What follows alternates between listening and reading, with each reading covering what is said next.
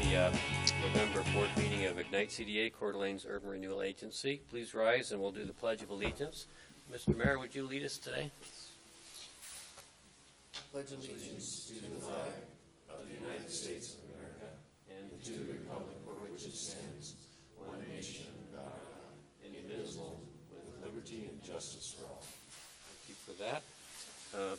Public comment. Have anybody that would like to address the board on a non-agenda item? Yes. Seeing none. Approval of the minutes for our October meeting.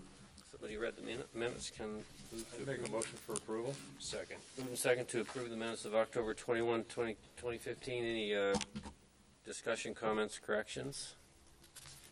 Seeing none, all those in favor say aye. Aye. Any opposed? Motion carries.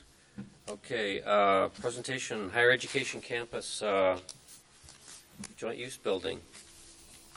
Mr. Martin, welcome. Thank you. On behalf of North Idaho College, the University of Idaho, and Lewis Clark State College, thank you for this opportunity today to present to you on the North Idaho Collaborative Education Facility. This is a project that has been known as many things, including joint use. And this afternoon I would just like to share this project and ask for your support for this project. The North Idaho Collaborative Education Facility is a joint project between Lewis Clark State College, the University of Idaho, and North Idaho College. This is a project that has a singular goal of advancing higher education in Coeur d'Alene and connecting these institutions to allow students a single entry point to start their educational journey and seamlessly transfer between institutions as they pursue their goals. The Collaborative Education Facility will bring the vision of the higher education campus to life, creating a front door to higher education in Coeur d'Alene. Currently, prospective students are shuffled from around the North Idaho College campus to the Harbor Center, to the Molstead Library, to Lee Kildale Hall, to the testing center that is located in portable buildings along River Avenue. To be frank, we're not making it easy, and at sometimes places we're duplicating efforts. We've done everything we can do to create easy access to higher education in Coeur d'Alene, everything except to bring each institution together under one roof. A single one-stop service location shared by all institutions will do just that and give students one front door to higher education, one place to get questions answered, to get advising, to find funding, and get started regardless of their educational goals. Beyond a single student service location, the Collaborative Education Facility will allow us to share classrooms, lecture space, and lab facilities, creating needed space for growth and allowing for expanded programs to be offered in Coeur d'Alene. This innovative approach to connecting a community college directly with a four-year institution and a major research university creates educational pathways for students that are incredible in a place the size of Coeur d'Alene. This is an innovative approach that is not happening other places. And we believe that beyond creating access for students, we can allow a single start for a student to get a certification, an associate's degree, a bachelor's degree, a master's degree, and beyond here in Coeur d'Alene. And we believe that makes a bold statement to business and industry that are looking to locate in North Idaho, that we can deliver a highly trained and adaptable workforce to meet their needs here locally. The Collaborative Education Facility is proposed to be on the corner of Hubbard and College Drive and will be the anchor for all future development of the higher education campus. Conveniently located off of Northwest Boulevard and adjacent to ample parking and additional campus services such as the Molstead Library and the new Student Wellness and Recreation Center being constructed at the corner of River and College Drive, this site was already predetermined and planned for when the planned unit development was approved for the higher education campus. While the original project has been revised over the years in regards to scope, cost, and approach, based on preliminary planning, this facility is anticipated to be 2 stories with a first floor student services area that is shared by all institutions, with classroom, lecture, and lab space primarily on the second floor. The preliminary projections for this project are anticipated to be between 37 and 40,000 square feet.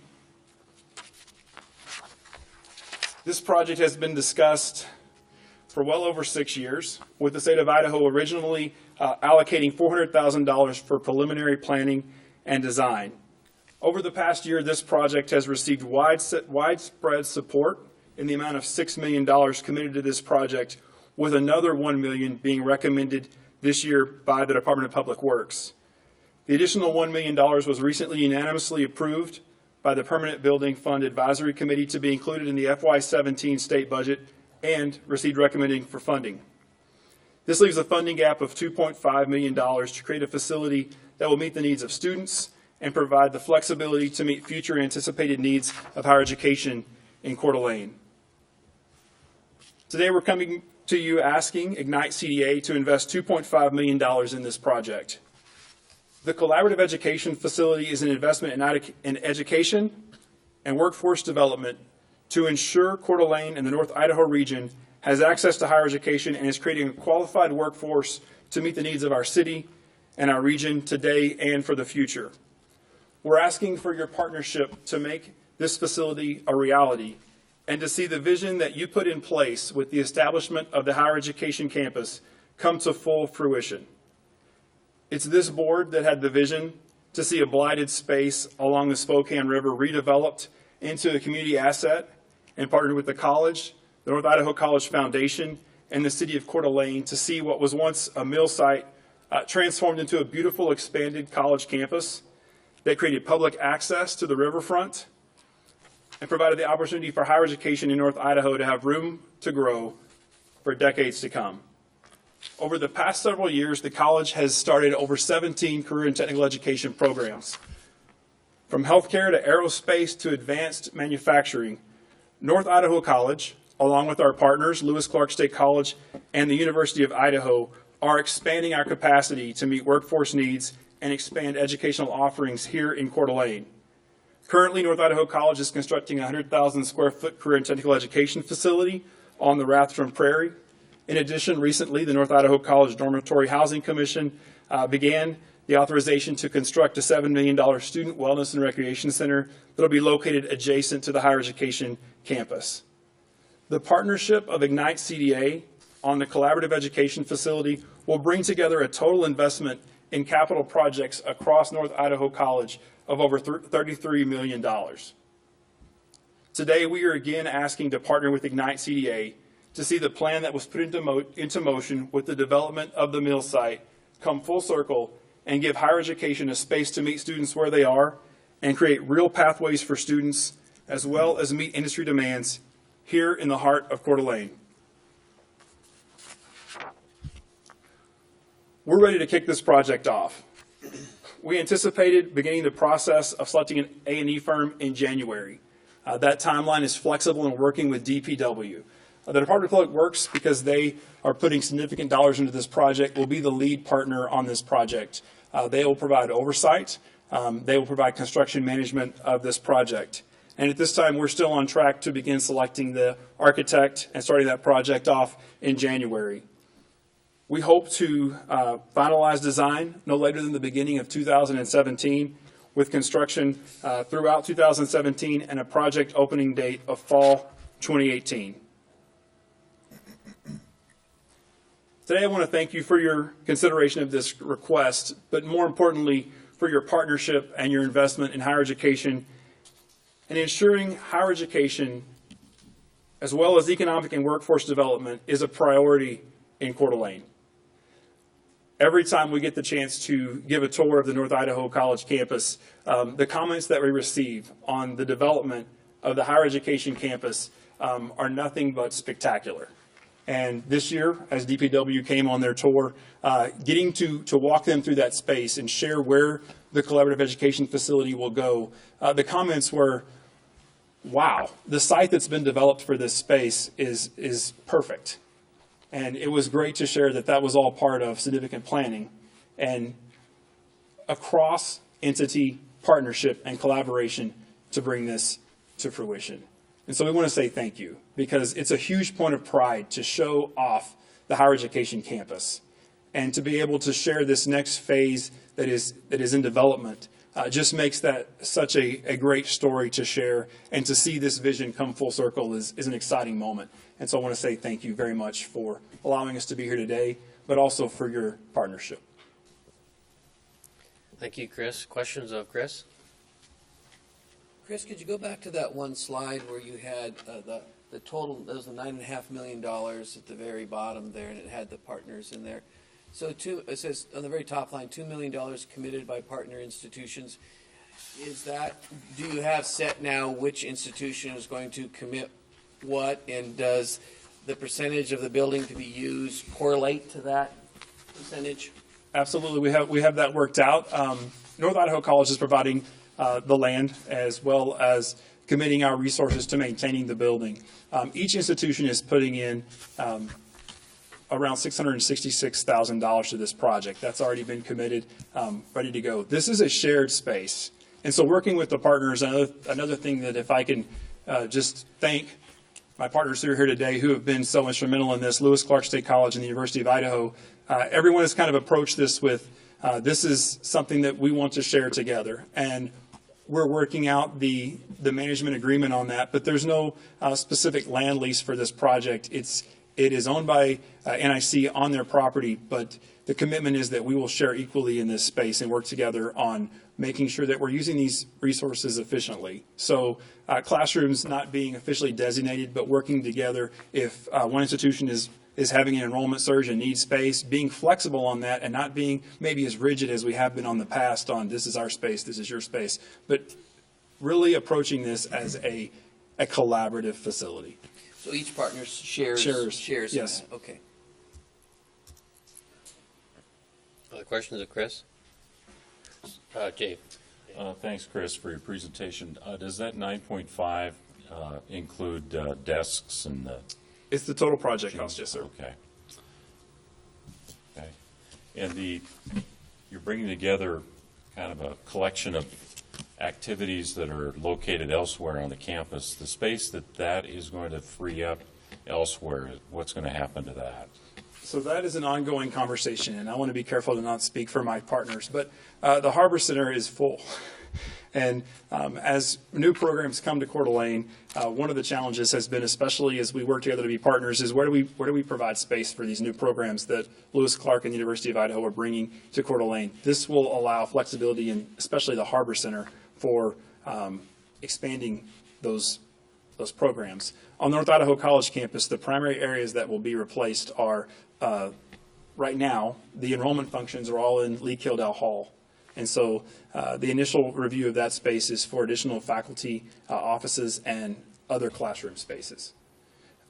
The testing center is in portable buildings on River Avenue, and we are desperately trying to find a better place for testing. And that space is used by all three institutions. Will there be any faculty spaces in this facility, or will it just be strictly? There will be, based on preliminary planning, there's minimal faculty space in the collaborative education facility, but there will be some faculty offices.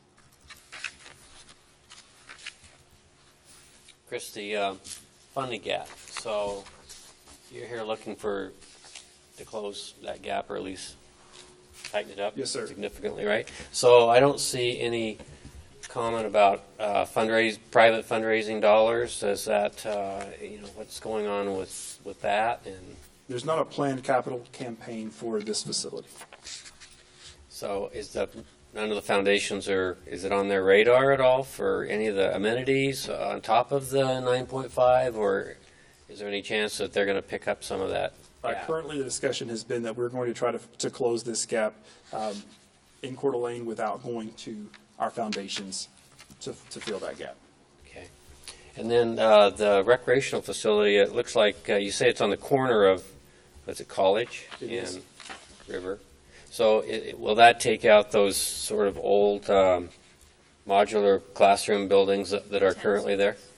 Well, it's on the tennis courts. Will it take out the buildings that are to the west of it? It will not. Post Winton Hall is still scheduled to be there in the development of the Student Rec Center. That has been preserved with future expansion to take over that building at a future date if needed. Okay. The modulars that will be replaced, if I can go back, that's part of this plan, is to replace that modular building that's kind of on facing River Avenue. Right. We're trying to clean that corner up and remove that modular building, and this actually will house what is currently in that modular space. You're talking about north side of River. Yes. Yeah. Brad? How long do you anticipate this will serve your needs? 40,000 is a significant amount of space, but it's not a huge amount of space. So It's not a huge amount of space, and the primary expansion that this will provide is not specifically for North Idaho College. We will have access to those classrooms, and we'll have some expansion space there over time, but this is primarily to meet the needs of expansion of our partners as far as classrooms. Some of the lab space that we need in this building are to relieve some stress off of Meyer Health Science that's kind of taken on some things over time, but we will be vacating the space in Lee Kildall Hall with this facility, as well as the Headland building with the construction of the critical education space provides a lot of expansion on our campus for North Idaho College. What really drives this project is bringing all those student services together in one spot so that we don't lose students between us as we're trying to facilitate that pathway from beginning and starting out to completing their bachelor's and beyond. okay, thanks. Justin? It's probably not directed towards you, Chris. I think this is great, but it's more probably technical in nature. I think as a board, I want to just make sure that we kind of vet where and how these funds would maneuver, since it's an all-encompassing cost on the project, just so we're really cognizant about where our monies would go within the project, within the scope and bounds of our URD and capabilities. So I just want to make that comment, which I'm sure we're all thinking about right now. So Yeah, you'll have more specific information after your design phase, right, about That's correct. exactly what it looks like. Dave, did you have a question? Chris, when we sat down and talked to you about this type of facility, we included Kootenai Health in all of those discussions. They no longer are, it looks like, a partner or included in this facility. Are they partnering somewhere else or have changed direction? What's the status of them as being one of the partners, since they were so, I guess, actively involved a year and a half, 2 years ago? Those conversations are ongoing, and I don't want to speak publicly on their behalf, but this project could change in scope and budget depending on some other partners that may still choose to invest in this project. What you see today is without any additional partners, it would be the three institutions without specific capital contributions for a certain aspect of the project. Okay, thanks. So Chris, obviously from this group, an answer on what we're willing to do sooner is always better, but realistically, what's the timing on when you need to know what we're willing to do? If we had just a commitment in what you'd be interested in funding, that will allow us to, what we're really trying to do is maximize our time with architectural and engineering and have a firm budget to plan off of, so that we don't get involved in changing our scope and wasting a lot of time and a lot of resources. And so by the first of the year, if we had a commitment, we could go to the architect and work with DPW and say, here's our budget, here's our plan, this is our project. Okay, thanks. Nick? Chris, I guess I want to go back to Denny's question about the foundations, and you said that there's no capital campaign for this project from either any of the foundations, any of the three, but particularly NIC's foundation. Are they doing a capital campaign for the PTE building out on the campus, or is there no capital campaign at all? There is a capital campaign in progress for the career and technical education facility. Okay.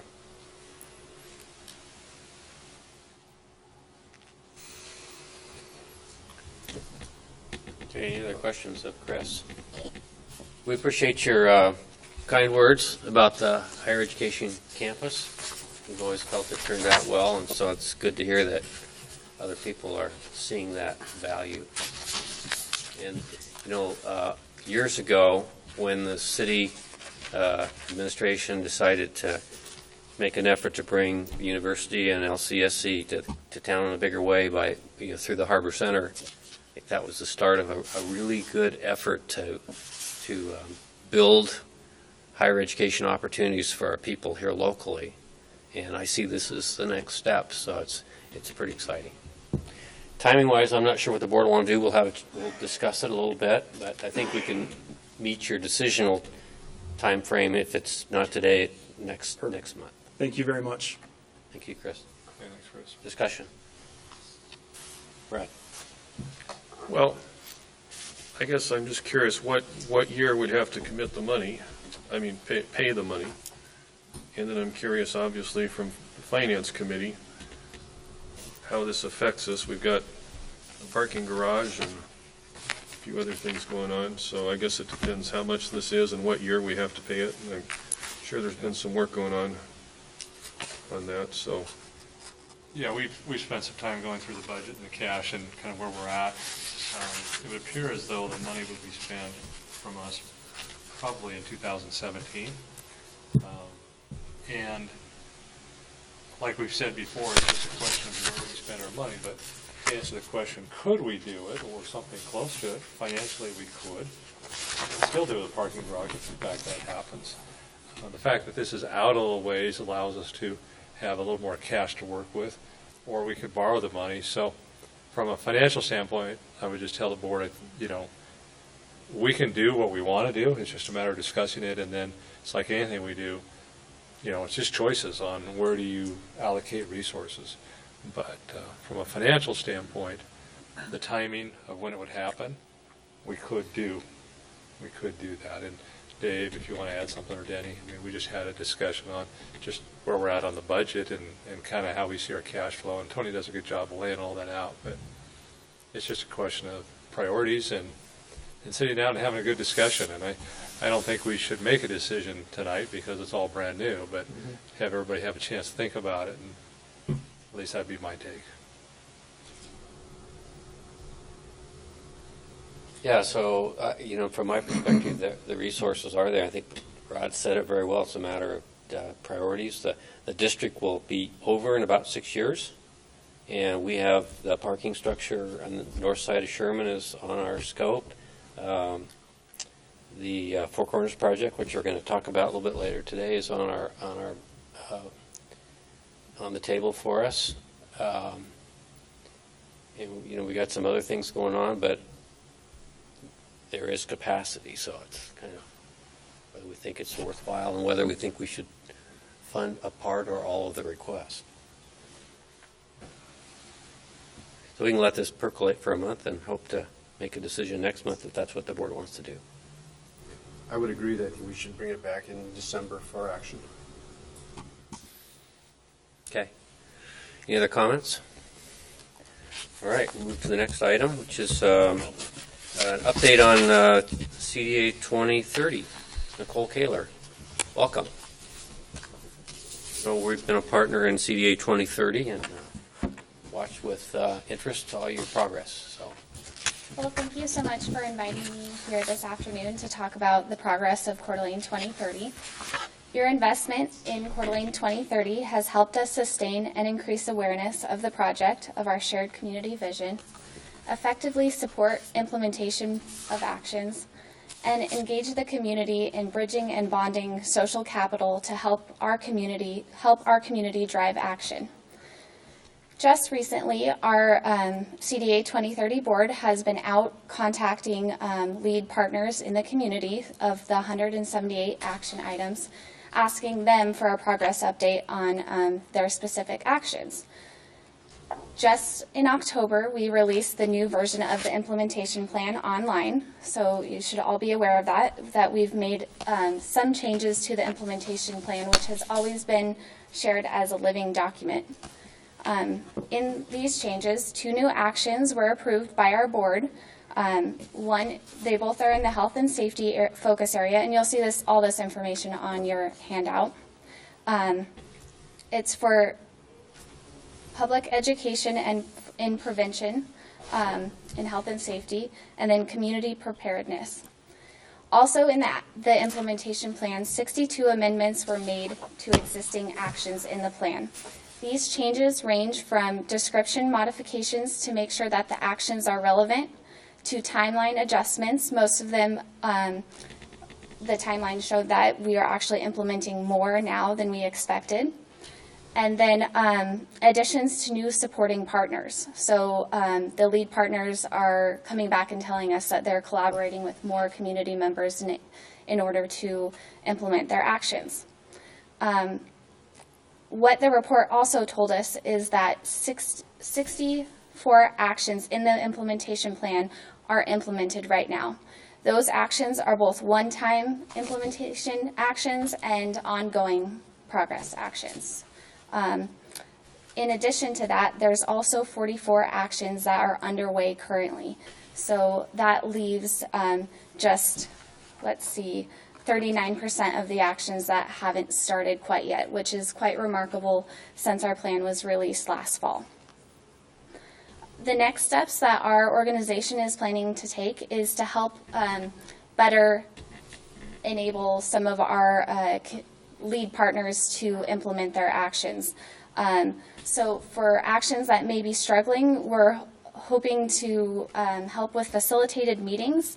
We've diagnosed some of the actions that could use some assistance right now. The next step would be to use our board's network to help them build their teams and make sure that the right people are at the table. Then we'd conduct facilitated meetings that hopefully would help create a strategic plan for those actions. And we would continue that process with the next set of actions that may need assistance. So we're really excited about the progress that has been made thus far with CDA 2030. And again, we thank you for your investment in this really vital program. Are there any questions I can answer Questions for you? of Nicole? Don't see any. Thanks for your update and report. I'll keep up the good work. Thank you. Thanks. Okay, reports, finance, Commissioner Caldwell. Hey, Mr. Chairman, we'll start on finance with the Lake District first, if we could. And we'll start with the balance sheet. During the month of October, we did have a decrease in cash of $264,189. And this is primarily related to the payoff on our note we had on the 712 Young Avenue property. The actual payoff was $243,695. So most of it is there. The rest of the decrease in cash is due to our monthly payments on note obligations, additional $7,000, and then a few miscellaneous items. But that made up the bulk of why our cash would be decreased. And the payoff on that note was something that was planned in our budget. We knew the due date was coming in, so we had money to take care of that. On the liability side, not a lot of activity other than the fact, as I mentioned, we did pay off the note, so we no longer have that obligation. And we also had a 2% credit to the due to the arts item. If you go to the profit and loss statement for the district, we did receive increment funds of $15,318. We also had some rent income from our properties, $13,317. A little bit of interest income, some miscellaneous income. So the total income for October, Lake District, was $29,075. On the expense side, you'll see a few items in there under the professional fees. $10,000 of that $10,718 was the money for the RAI Legal Fund annual expense that we have for the two districts. And then you go a little bit further down, you'll see grant programs, and it's under the line item that's got $9,142 listed. Primarily that was $7,500 paid to the North Idaho Family Group, and then $1,642 paid to the City of Coeur d'Alene. That represented our one-third share cost of a new projector for the community library community room. Repairs and maintenance was a little bit higher than typical, as we did have to perform a fair amount of work on one of our properties at Park Avenue, the 626 property. Everything else was pretty standard for the month, so those were the major items. Any questions either on the balance sheet or the profit and loss statement for the Lake District? Seeing none, we will move to the River District next. And again, let's start with the balance sheet. The River District did experience a decrease in cash for the month of $18,828. There wasn't really much activity anywhere else on the balance sheet. So I'd like to go just to the profit and loss statement. And you can see on the profit and loss statement, we had property tax revenue in tax income of $808. We had some interest income of $354. Total income, $1,162. And then if you go down to professional fees, you will see an amount of $14,233. A large amount of that was $5,000, which is the 50% split we have with the other district for the RAI legal fund expenditure. And then everything else is pretty standard for the month. Certainly more activity in the lake than the River District. Any questions on either the balance sheet or the profit and loss statement for the River District? Seeing none, I'd like to move on to the payables, which I believe Tony has just passed out for your review. On the payables this month, for Elam and Burke, we had total costs of $1,841.65. Holly and Troxel, our legal counsel, represented by Danielle, we had total costs of $3,752.50. Molitor and Consulting, Government Relations for the month of October, $1,859.59. And then Welch Comer Engineers, this was field survey work they did for us on the Douglas easement on the property over in Riverstone of $4,628.73. So you add up all of that for bills this month on payables, $12,082.47, which is, for us is a little bit lighter month than usual because we didn't have any large projects come up that were real sizable dollars. So any questions about the payables? If not, Mr. Chairman, I entertain a motion. Motion to approve the financial reports and the payables. So moved. Second to approve the financial reports and payables. Any discussion?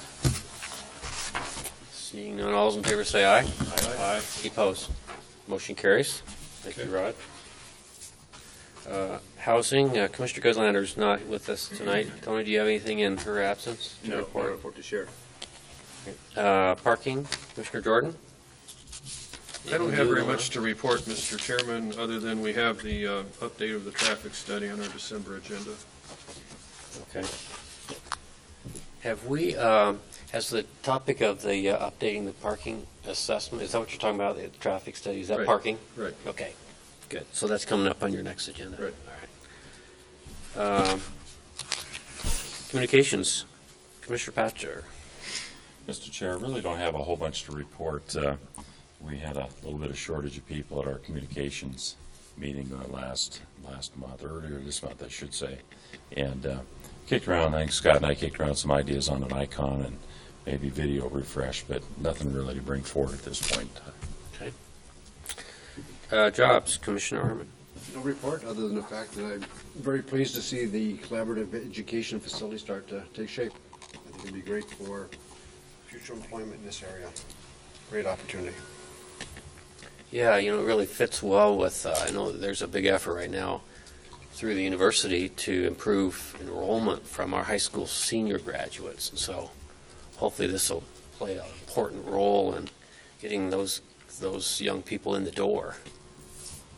It's always a testament whenever you talk to employers. It's an educated workforce that we're lacking here.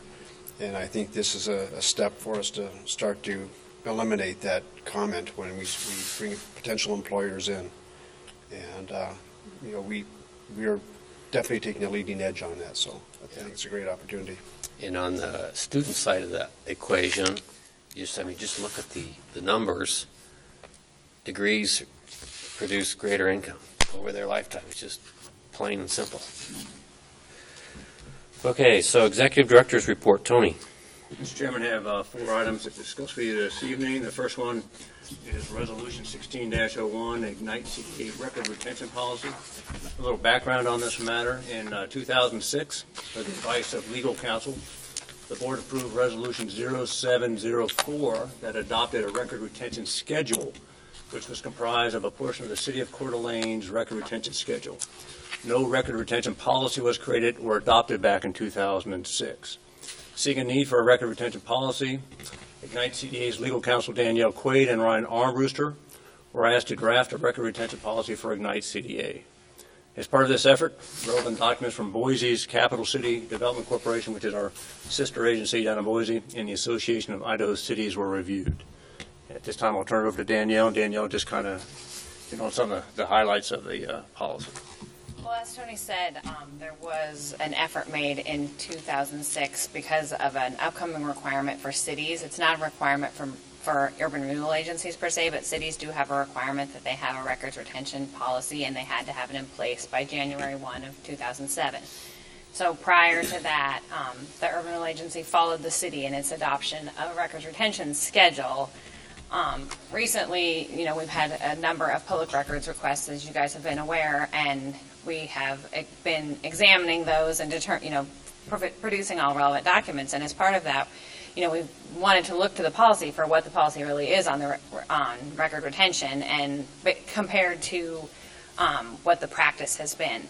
And really, the policy was not very insightful because it was the city's policy. It wasn't an urban renewal agency policy, and most of the documents included in the city schedule just really aren't documents that you all have. So we decided to look to the statute and look to what other urban renewal agencies were doing, and then also guidance from AIC to develop a policy that was more guided towards the documents that the urban renewal agencies have, and then address some blanks. Like, for example, in the city's 2007 policy, which has been now replaced, there was no dealing of emails. So there was no guidance on how emails were to be kept or tracked or treated.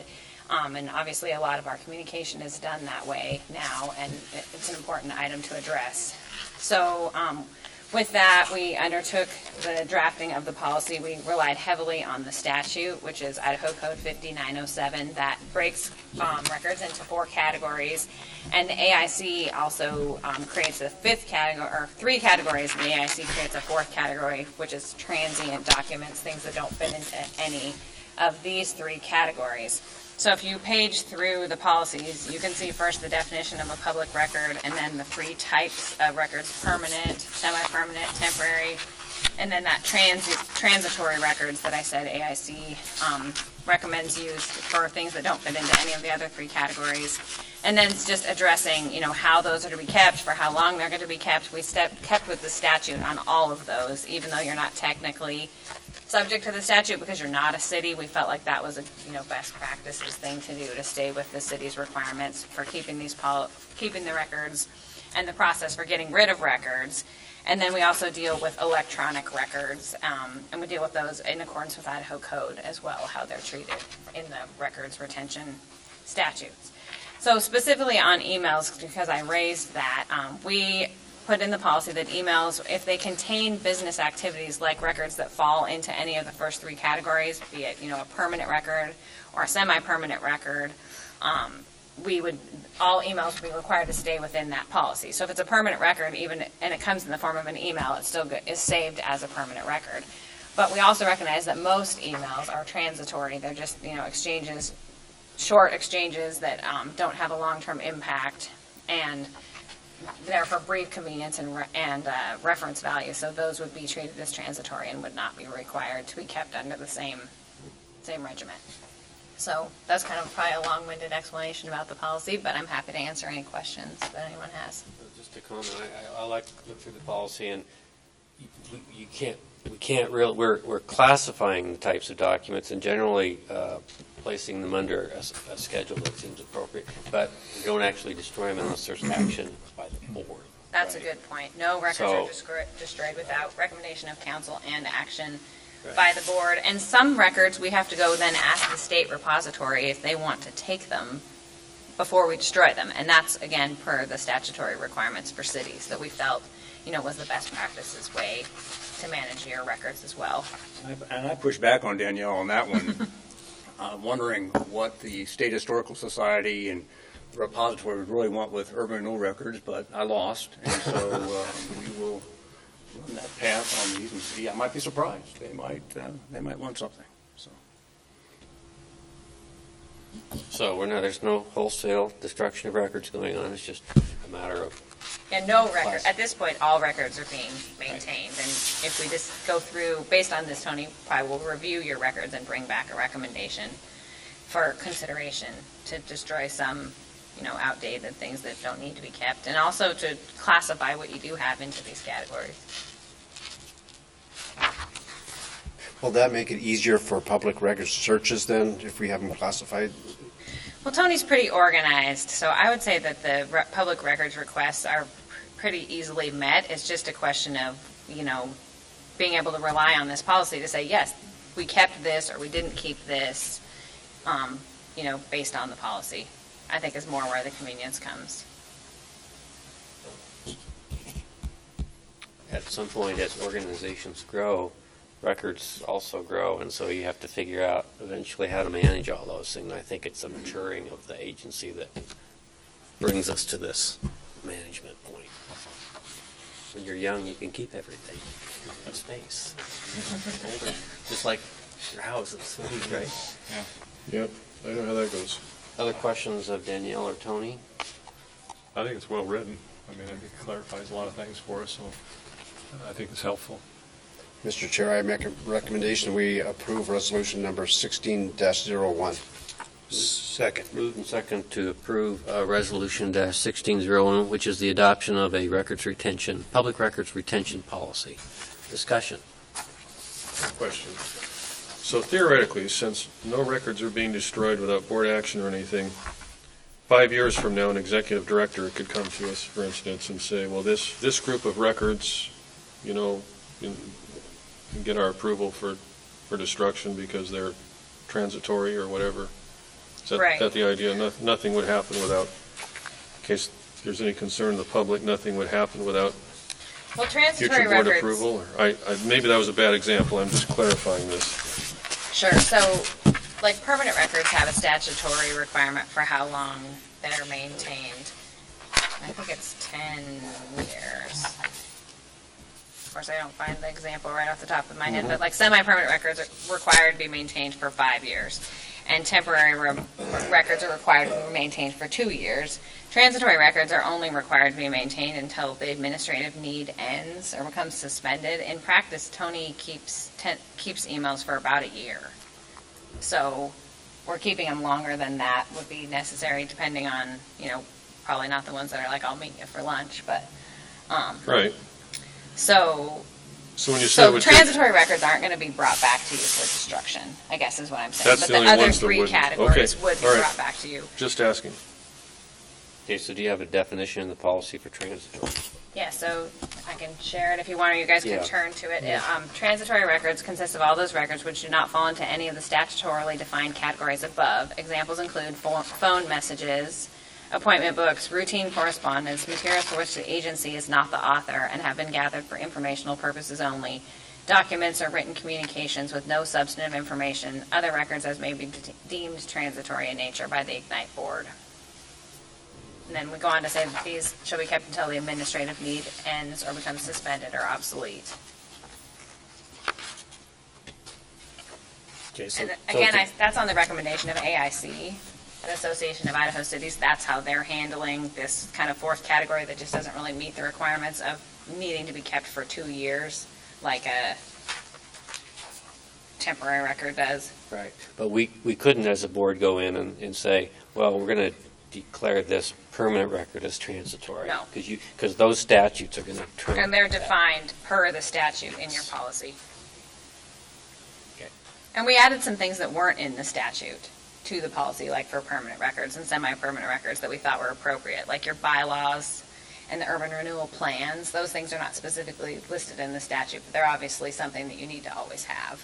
Your bond documents and covenants related there too. Okay.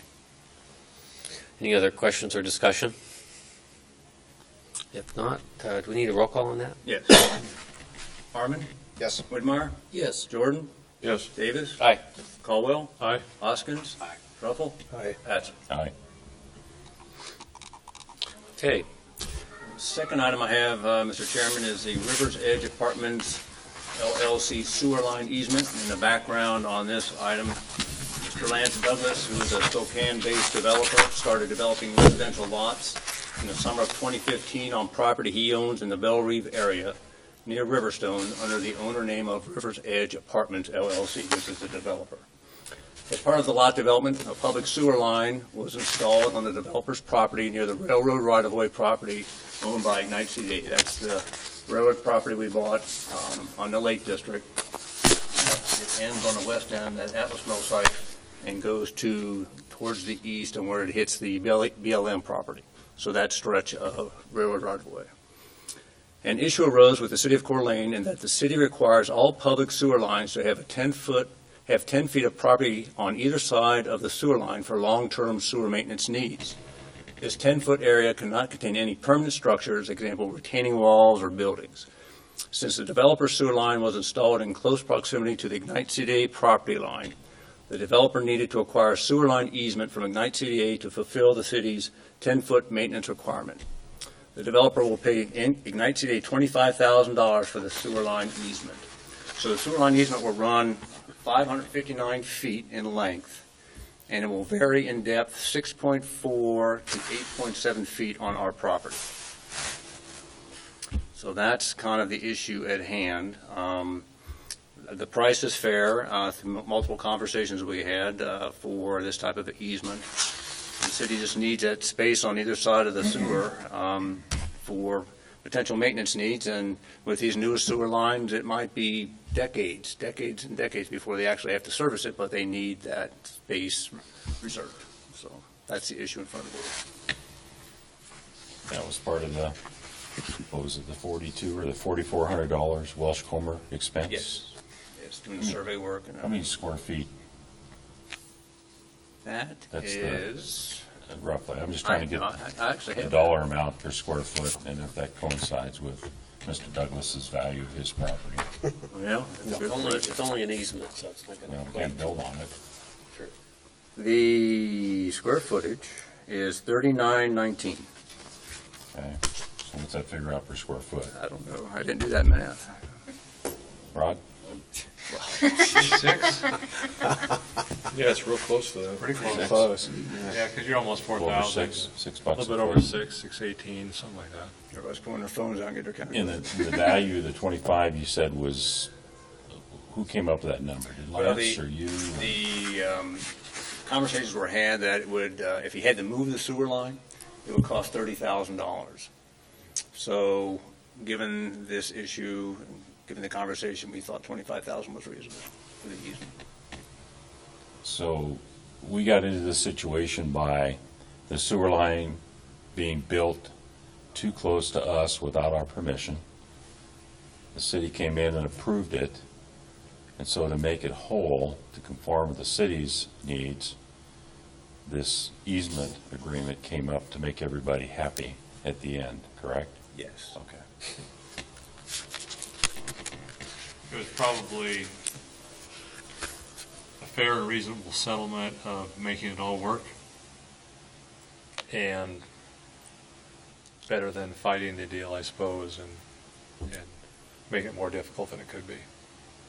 Because you still had the issue, the sewer line was too close to our property. So how wide is that easement in there? Is it 60 feet or 60 feet, correct. 60 feet? So when we do something with that easement, I mean, are we looking at somebody, and yeah, if it's a new sewer line, this should be a number of decades down the road, but if they did have to do some excavation, would they end up digging up the road or the trail Well, in it depends there? on what is constructed on that Right, side or of would the it be easement. far enough to the side that would just be like It digging might just some be plantings at that stage. dirt and plantings? You know, if a road or a bike trail is built on there, we just have to be mindful of this easement, and then you just, design it appropriately so that you would, mitigate any potential issues. So probably not a major issue, and in all likelihood, this asset will transfer to the city of Coeur d'Alene in 6 years.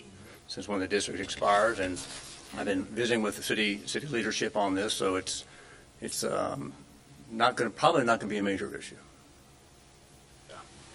Well, I just wondered, because one of the conversations with Mr. Douglas over this was that it really didn't matter for the value of the lot how deep it was. It was the front foot on the river that valued it. But this is, I guess, a way of making your lot deeper. So, or whatever. Well, in practicality, and I don't know if it changed his building footprint, but if he had to move it towards his property more, it's probably similar. It's going to be paving and landscape over it, right? Right. They can't have any type of garage or anything on top of it. Yes, I Just don't know asphalt that pavement. I don't know that it reduced his footprint that much, because he's got a certain amount of pavement and landscaping in the back of his houses anyway. But Correct. I think it's a fine sell. We could have been taken a hard line, made him move it. He'd spent $30,000. We just spent the money we spent on Welch Comer, got nothing.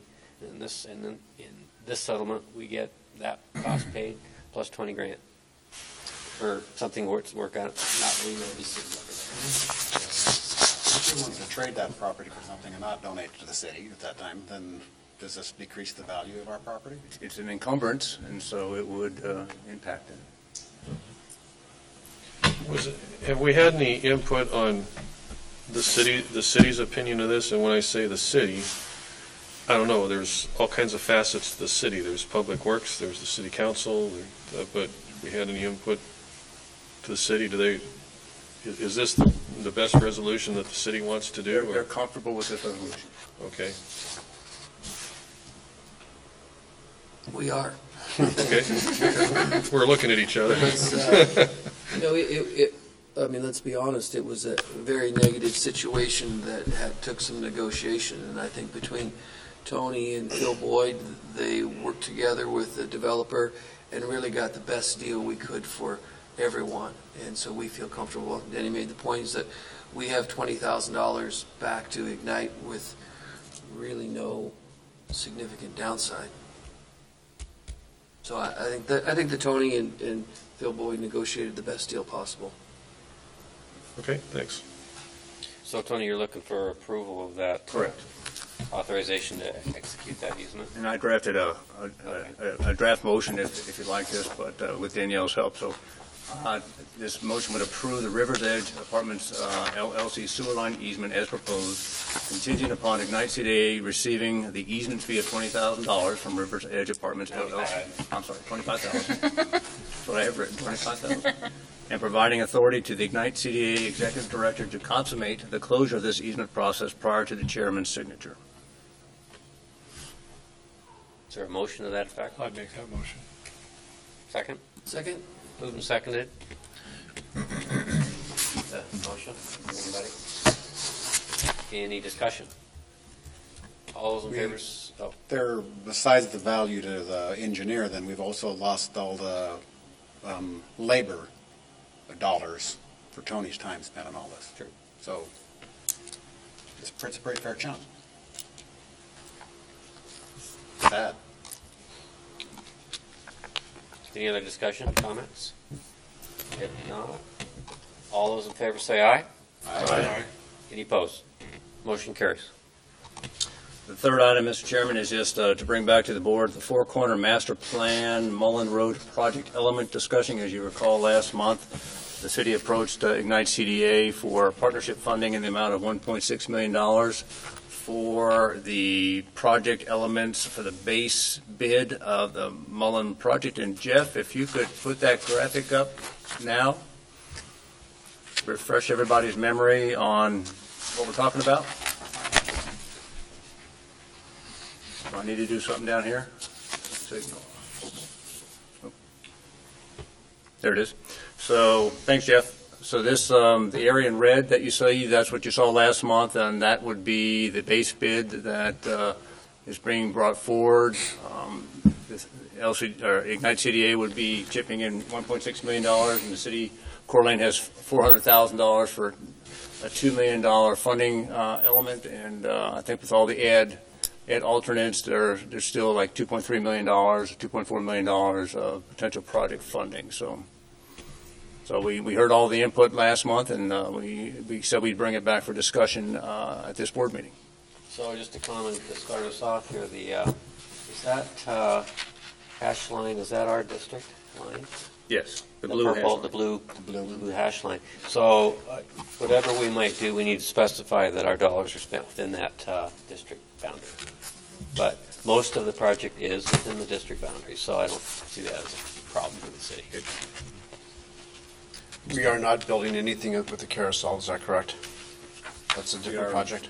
We are not, no, we are not doing anything with the carousel, and we have Phil Boyd and Gordon here if they want to address anything, but we are not doing anything of the structure of the carousel. We would be working around that footprint on putting in infrastructure, but nothing to support the carousel. Not even the foundation or a concrete pad? I'm looking to, no. Okay. That's all on the carousel, or other funders. There. Dave? I'd really like to know, and I don't know if I'm going to be the lone wolf on this or not, but really exactly what the 1.6 million is buying. I know it's difficult at this point because it hasn't been designed totally. It's conceptual.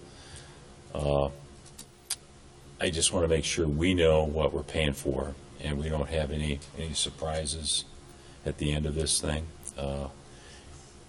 I just feel more comfortable. I mean, I think it's a great use of increment dollars for this road, but I'd like to know exactly where the money is actually going to be spent, what we're getting for the 1.6, and if that's going to be enough. I mean, I don't want this to turn into a deal where, I think I can indicate it last month, where we obligate, we do this project, and then we're a little bit short at the end, and we can't do it right, and it needs to have more finish to it, and we're doing that part of it again. So I really want to know what 1.6 is going to buy.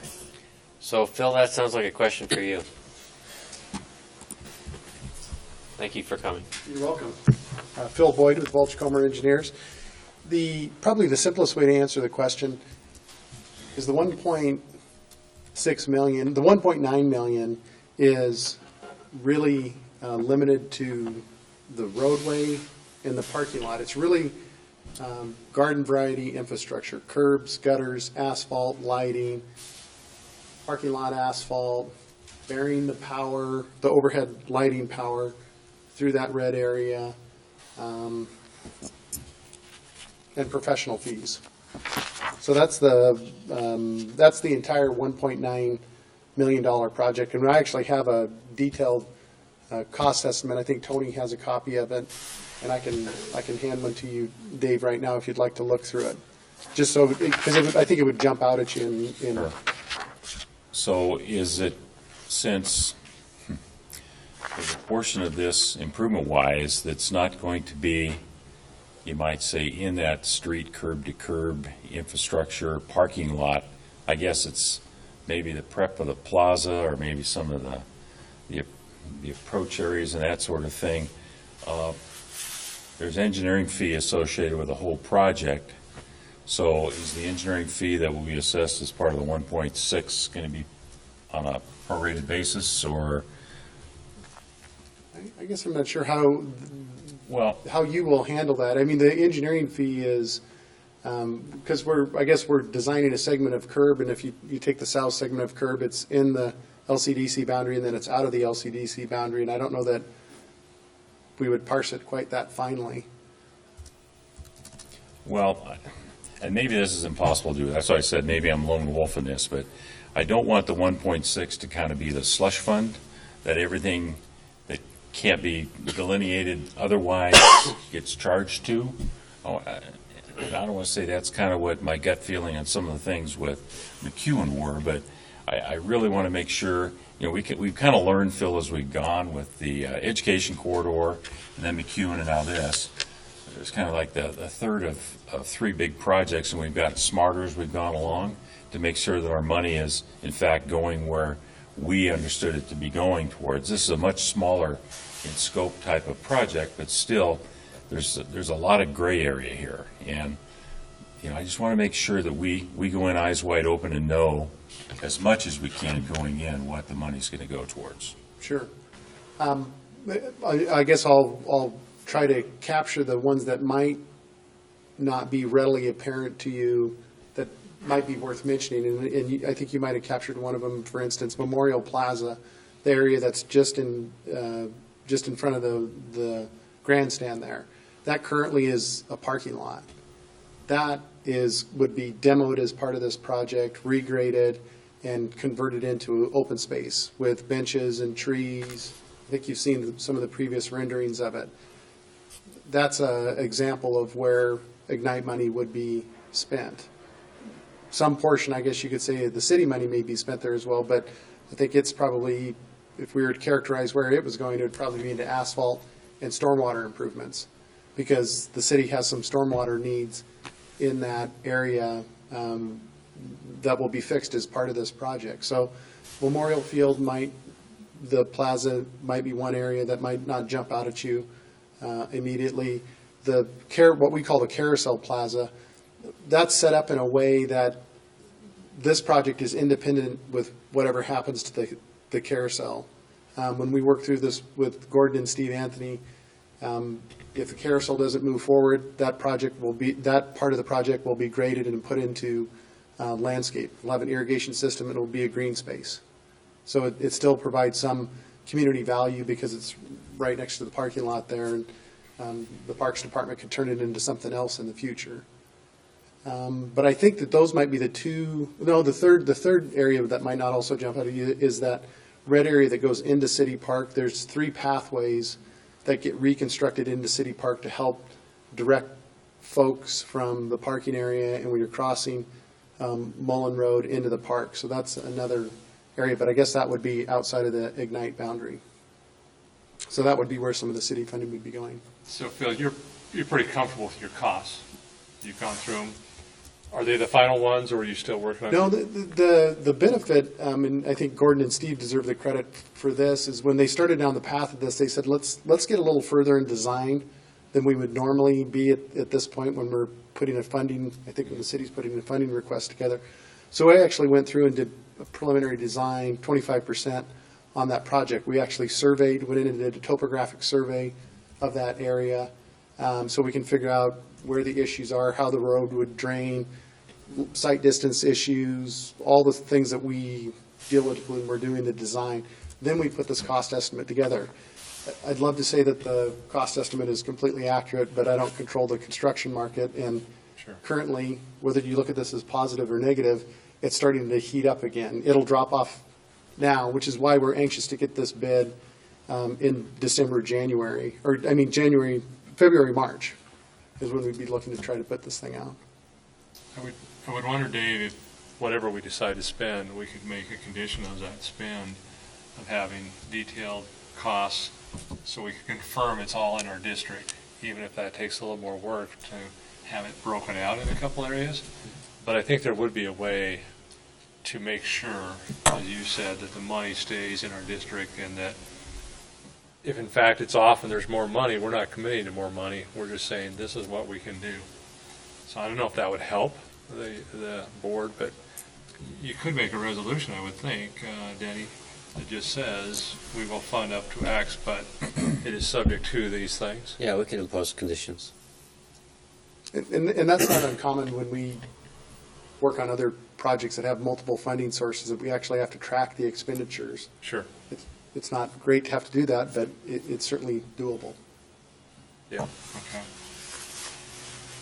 I mean, we're under a lot of scrutiny where we spending our bucks, and I think, we need to make sure that where we're spending it is where we understand it's going. Since there's a boundary issue here, I know sidewalk or gateway or pathways outside the boundary aren't going to amount to $400,000, but I wouldn't want the money that the city has set aside as part of this project, the need for that to be greater, and then they start taking things like downgrading the parking lot lighting, the area lighting, or the landscaping because they're out of money because they needed to spend it, or they spend it on other areas. So I'd really like to know what we're buying, but I think you can get there for us. Okay. Okay. Other questions of anyone? Discussion? Well, we're conditioning that this is spent within the urban renewal district. Right. Okay. I think that should be a condition. It has to be. And it's public infrastructure. Yeah, and we do have, for the commission, we do have adequate cash resources to do whatever you want to do on this project. We have put that in the budget for the year. Just speaking of the budget, though, going forward, I mean, obviously, we have money in the budget for this current year for this project. But obviously, there's a lot of other potential opportunities to do redevelopment on that site as you look at it, from trails to the memorial field area, all the way around it. There's a lot of opportunity. Should we be looking at, 2018, 2019, 2020 to start getting ideas of where else there might be requests for funding for other projects, or is this 1.6 million that we're looking at now going to be one and done and we're completely through this? It's difficult as a board to ever say one and done I know because that. we don't know. I'm sure there's improvements going to be done that people would love us to spend $10 million on. But I think it's a matter of deciding what we want to do now, recognizing that the future, who knows exactly what will transpire. But the nice thing is, as a commission, we still get to discuss it and vote on what we want to do. So we don't commit anything beyond what we say we'll do now. But there's probably going to be opportunities and requests. On that note, I asked Phil and the city leadership team to identify future opportunities in the Four Corner Master Plan for improvements that fall on city-owned property and not the BLM lease. So I thought it might be wise if the board ever wanted to do something in the future that we don't maybe put our money into lease lands that is controlled by the federal government, but that we do improvements on the city-owned property. And Phil has done that. He's identified certain areas where, around the Harbor Center and areas where the city owns that property, and there are planned improvements. So if the board wants to choose to look at those in the out years, that could be a possibility. And I can't remember the number. It's $3 million in improvements in the out years if the board wants to consider that. That would be on city-owned property now and not have to be tied in any way with the BLM lease. That's probably smart.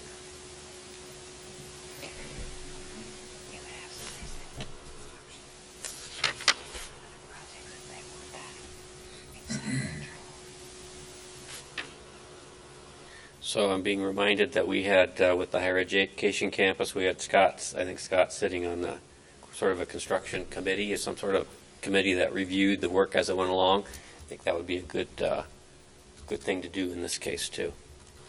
Have somebody from our board that regularly attending those construction meetings. This will be phase C, I think, right? Well, yeah. Yeah, I think as part of a motion, you want me to recommend that Scott is that representative? Be fine with me. Yeah, You okay with that, Scott? Last one. I think that's a good idea. Yeah. Too. I'm glad Scott wants to do that. For a motion, Mr. Burns? I do. How about It's between the lines. the board approves an amount not to exceed $1.6 million in partnership funding for the Mullen Avenue project element of the Four Corner Master Plan as proposed at the October 25th, 2015 IgniteCDA board meeting. Directing Executive Director Burns and Legal Counsel Quaid to work with the City of Coeur d'Alene on drafting the necessary agreements for this partnership initiative.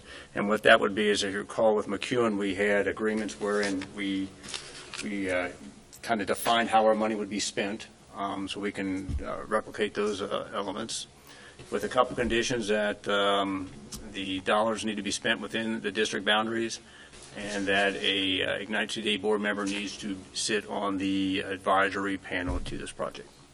So moved. Is there a second? Second. Moved and seconded. Discussion. Seeing none, all those in favor say aye. Aye. Any opposed? Motion carries. Final element I have, or topic I have under my report, Mr. Chairman, is the Southeast Way Road reconstruction funding discussion. Once again, as you recall, we were approached at the last board meeting to consider $3.5 million in funding for reconstruction of Southeast Way in our river district. And Jeff, if you could throw up a slide of the river district for us. Just refresh your memory. Now, Jeff, can I control the mouse out here on that? No, you didn't come in here. Okay, never mind. So the Southeast Way, you can see kind of the shaded area there, the pink shaded area, that's our river district.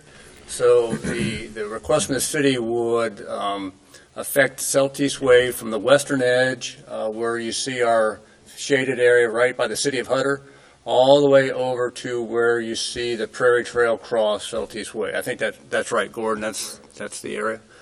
So that would be the reconstructed part. So there'd be about 1,000 feet of Southeast Way from the edge of our western boundary over to Hutter Avenue that would be outside of this request. And as was discussed last month, the Coastal Highway District or other entities would need to figure that out.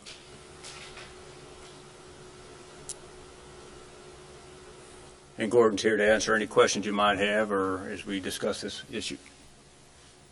Gordon, if you wouldn't mind, I know you've done this before, but kind of acquaint people with what the schedule originally was and the costs and going with the federal government and those kinds of things, because I think those numbers are important. Sure, thank you. So to encapsulate, we already are on track with design. Ignite is a partner in the design portion of this. We have federal funding. I think you have a commitment of about $250,000. We're moving forward with that. But the construction side of it is out many years. So here's the plan right now is once we get it to a 60% design level, which is probably in the next year, then we re-estimate the cost for the project and look at the potential how to get that in the program. So right now it goes through our urban funding committee. We're an MPO, so the funds come through the MPO. Right now, the MPO is committed, I'm having to do this from memory, but I think $2.2 million to a $5.5 million construction estimate at this point. So we have two things coming into play here. We're underfunded for the project, and we've known that, but still moved ahead with design. The one scenario would be we simply sit and wait for additional funding to come available through the Urban Balancing Committee. That has not really happened a lot. I think I told the board in our presentation that we're currently underfunded on Government Way by about $1.3 million. And have been for 2 years and haven't seen any additional funding for that project come out of the Urban Balancing Committee. So there's a little bit of concern, rightly so, that we would ever see the additional $3.5 million, $3.3 million needed. And if we did, it would be further down the road. So we balance that with, we've got current development going on. We have, a critical intersection that the needs are growing there. It's one of our higher accident intersections at Atlas and Celtice, with really only limited ability to address that. So we have a growing need. The Celtice corridor clearly is kind of the foundation for development along that Celtice corridor, if you will, which we've seen a lot of activity. Certainly one annexation, another one pending. Both mill sites will be redeveloped, a lot of apartments. So the need to develop Celtice and the infrastructure with it is growing. And yet there really isn't an expectation that that's going to happen in the next 5 to 8 years. So that's why we're here saying, we're asking Ignite to be a partner and move that time forward. Other questions while Gordon's up there? I was just going to add too is that there are a lot of opportunities we know that are south of Celtice Way, but as you go through and go towards Post Falls on Celtice Way, there are a lot of opportunities to the north of Celtice Way for development too. There's a lot of sites that need to be redeveloped, and I really think that, similar to the educational corridor, if you build it, if you put in the infrastructure, things will eventually happen. And I really think if we can get this done in a more timely manner than if we're looking at 2021 or 2023, that things will start to develop out there.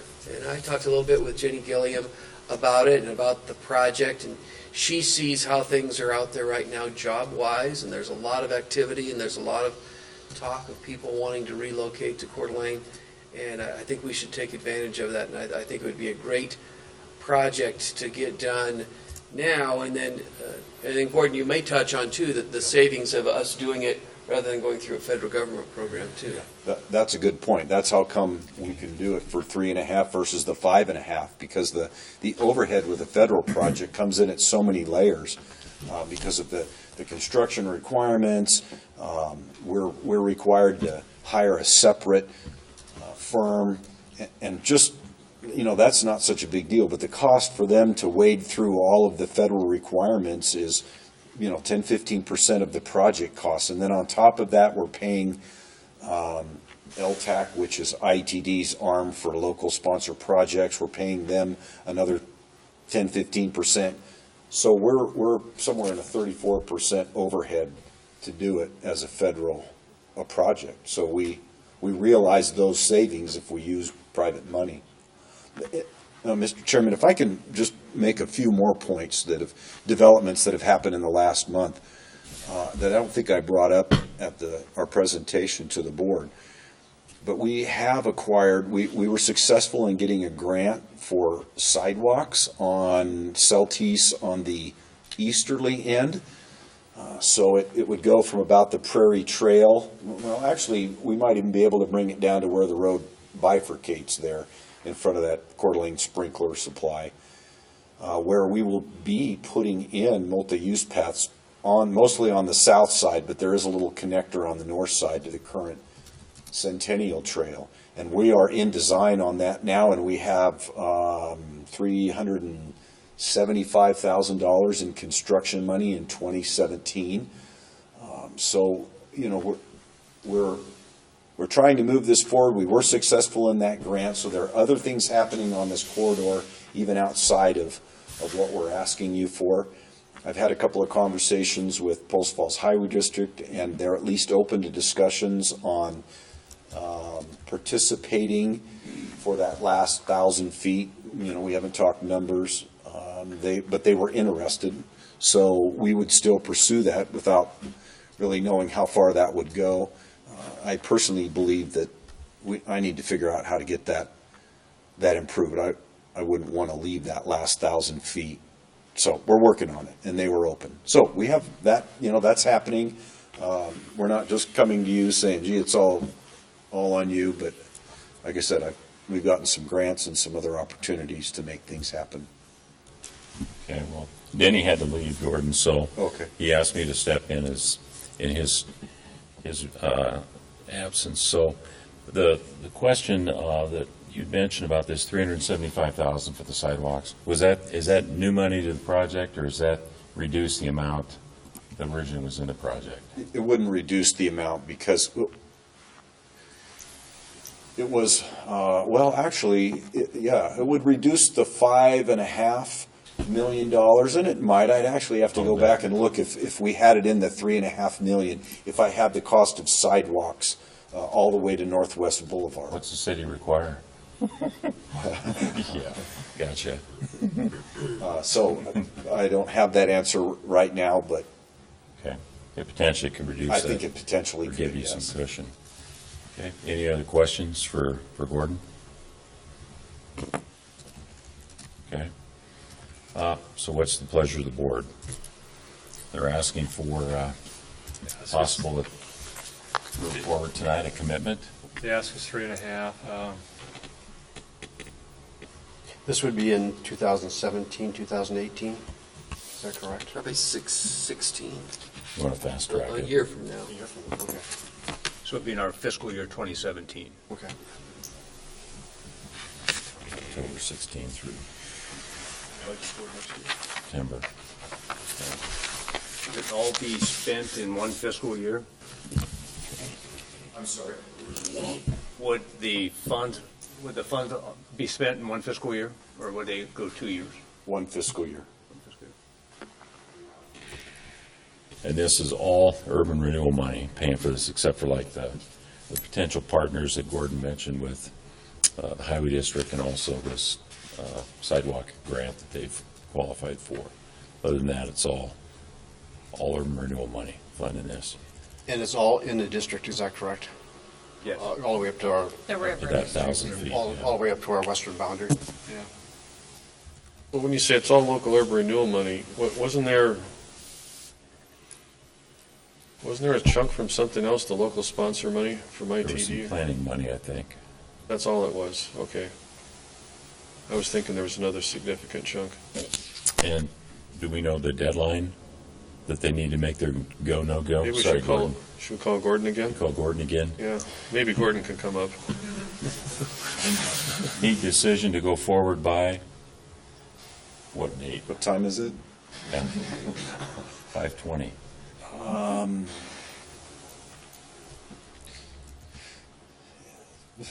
let me help you with your answer. So Let's see by if- the end of the year, I Yeah, would say just- kind of at the latest.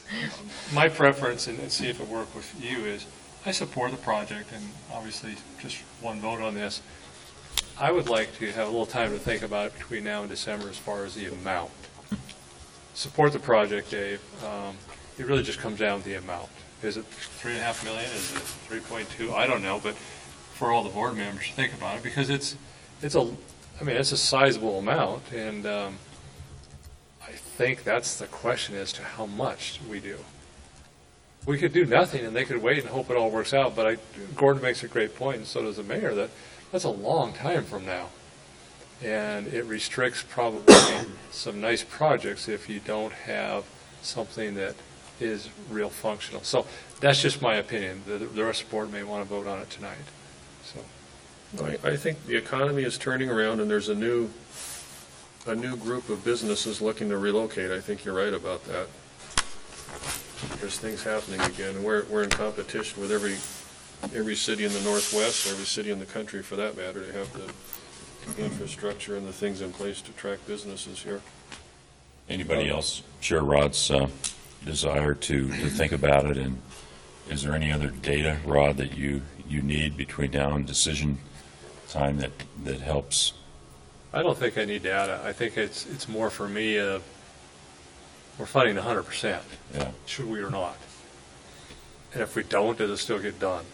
And I don't know those answers, but that's the only reason, Dave.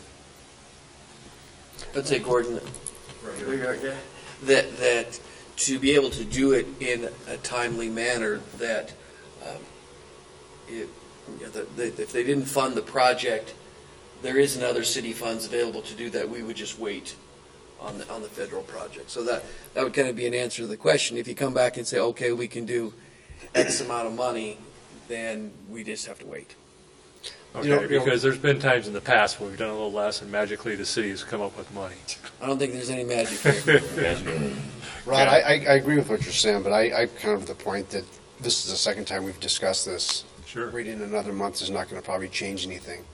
I'm almost to the point of just saying it's either yay or nay. Let's make a decision and decide it tonight. And if it's the pleasure of the board to support it, so be it. If not, so be it.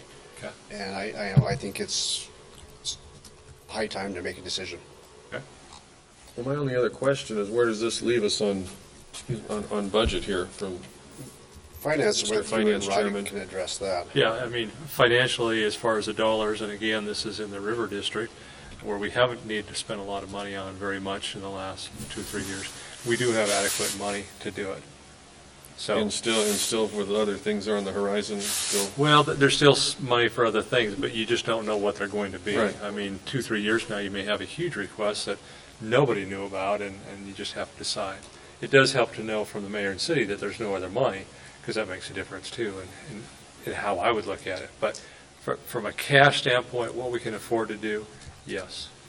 And I think, if we do this project and we make Celtice a more viable roadway than it is today, because it's in terrible shape right now, who knows what the request could be if this whole area starts to develop out there. I mean, there could be tremendous requests, or they could be self-funded, who knows? Sure. But I think this is the first step in that whole process.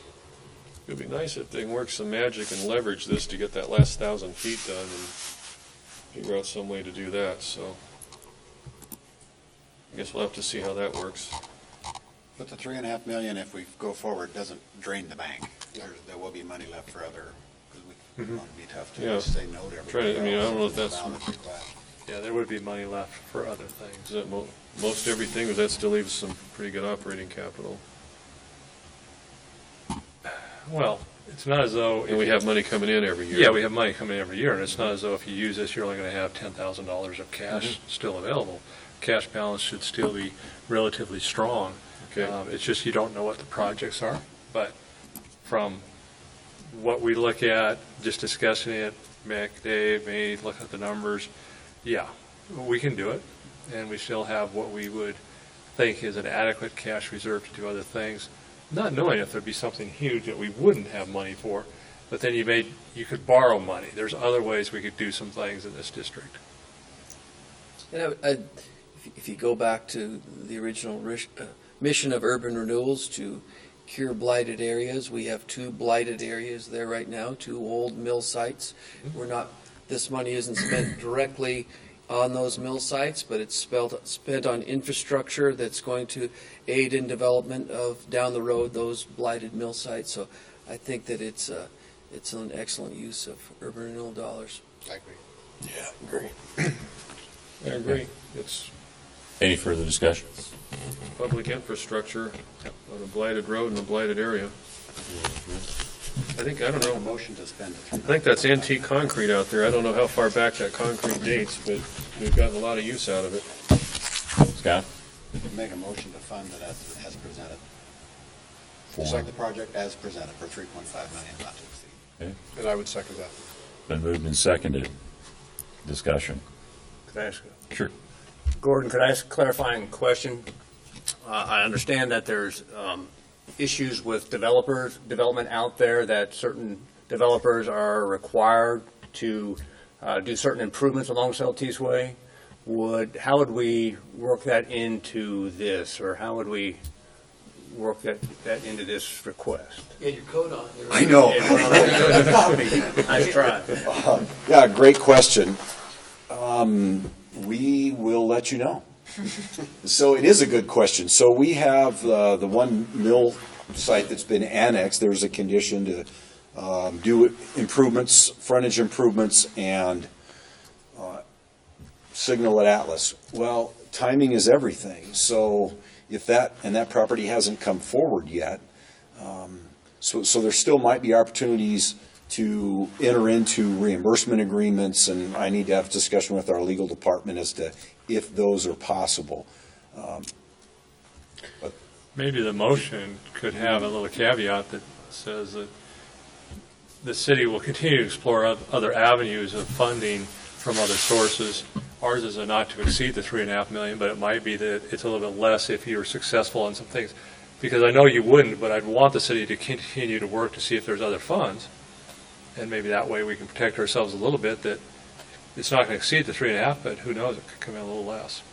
I think that's a good addition, Rod. So is the motion As and amended. second to approve that? Okay. Does Danielle have anything to say about that? So how do we capture that? Not to exceed number. Not to exceed, and then with the city's best efforts to obtain other fundings if they can. Which would reimburse. I To mean, reduce it has to be the pretty Ignite unspecific, but contribution. yeah, that would reduce our contribution or our 3.5. Or reimburse if we've already spent it. Do you want a similar participation in that project, or is it more well-defined?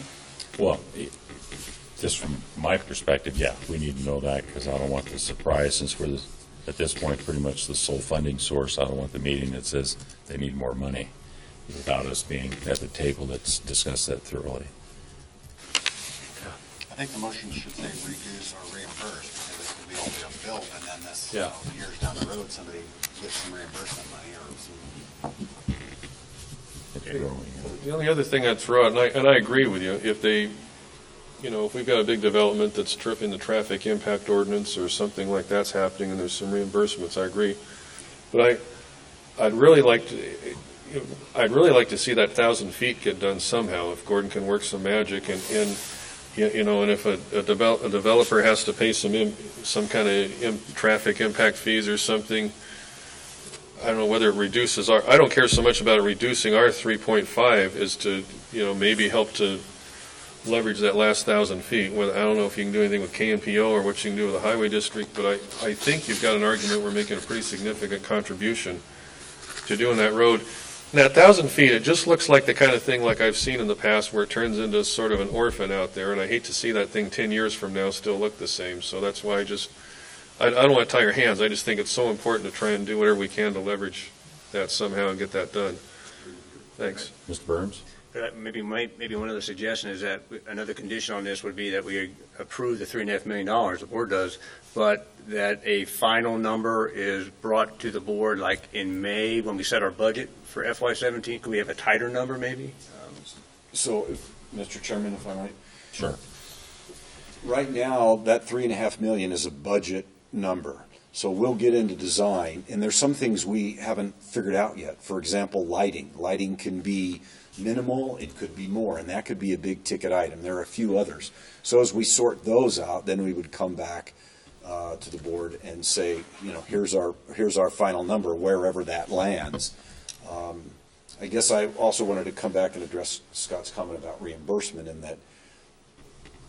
that concept can be carried forward, but we would want to be deliberate about how that happens, because we wouldn't want to reduce the project or limit the project. For example, lighting. Let's say we have $500,000 in lighting. Well, if our developer dollars all have to go to reimburse, then I don't have that available to do more. You know, we can sort that out with the agreement, but I would say definitely before we do our budget, you know, our budget plan for next year, we would have more refined estimates and a much better idea as to where we're headed. We would have ongoing discussions before then. Just speaking for myself, I'm fine with the $3.5 million. I don't want to try and hamstring you by taking $300,000 away because you got some impact fees from a developer. But I'm just saying, I just think that I keep harping about that 1,000 feet, but I just want to see that get done somehow, because I've seen too many orphans like that wind up getting left out there. So I'd rather have the full project done for the 3.5 than to hamstring you for a couple $100,000 we save or something. But whatever you can work out where we can put something to that, that's great. Just speaking for me personally. Okay. It's definitely a need that's been there for quite a while. Encapsulate the motion for us. So work in progress here, Mr. So Chairman. we know what. Motion by Commissioner Hoskins, second by Commissioner Arman, approving an amount not to exceed $3.5 million in partnership funding for the Southeast Way Initiative. And then we have these conditions that will have to work into a final motion to reduce or reimburse the $3.5 million by other funding from annexation agreements, other venues. Bring back to the board a tighter budget number prior to our FY17 budgeting sequencing in the spring. And I probably would add in authorizing myself and Danielle to work with the city on drafting the appropriate agreements. That money needs to be spent within the district, those type of conditions that I'll work into the motion. Representation. Representation, yeah. Okay. That's what I said. Are you That's what you comfortable said? with that? Okay, no further discussion. It's been moved and seconded. All those in favor of Scott's motion signify by saying aye. Aye. Any opposed? Motion carries. Okay. Thank you. Thank you, Gordon. There'll be road work out there next year. Okay, next item on our agenda is board commissioner comments. Anybody wish to address anything at this time? No true confessions? Okay. Thank you. Public comment. Second time for the public. If you're interested in addressing us this time. Okay, not appearing so. Anything else come for us for the good of the order? We adjourn. It's been moved. Second. Second. Favor say aye. Aye. Opposed? We're adjourned. Thank you.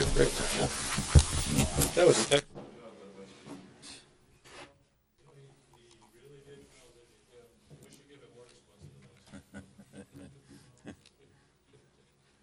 Tony used a term earlier about pushback.